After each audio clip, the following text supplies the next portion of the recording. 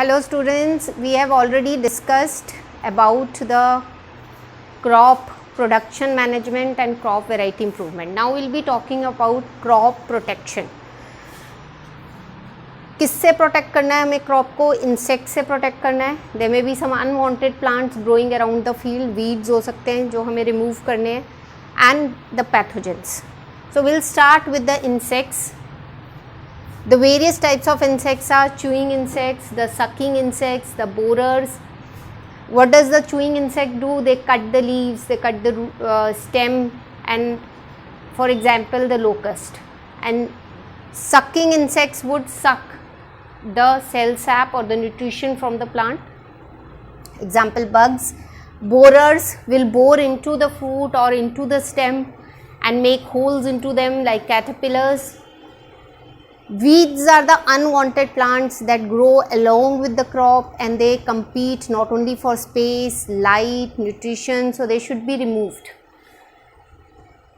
Certain examples are given like Xanthium, Parthenium, Cyprinus rotundus. These are the names you need to learn. They would be asked, name some weeds and how we can get rid of these weeds. One is the mechanical method, that is pulling by hand, just pulling them out and throwing them, or using khurpi. Then seed drill. When seed drills are used, the weeds get removed, and there are certain chemicals which are called as the weedicides like 2,4-D. What are pathogen? Pathogen are disease causing microbes. So all bacteria, fungus, virus, these are all pathogen which may infect the plant and may lead to the diseases. So these are the various things which are affecting the crops, and how we can prevent. We can prevent by using pesticide and insecticide. We can use resistant varieties. We can use methods like crop rotation, seed drills. We can use seed drills. We can uproot the weeds as we have studied here by khurpi or by using weedicides. So these are the various prevention methods. Now let us talk about the storage. We need to properly store the food grains, because lot of food grains are wasted if they are not properly stored.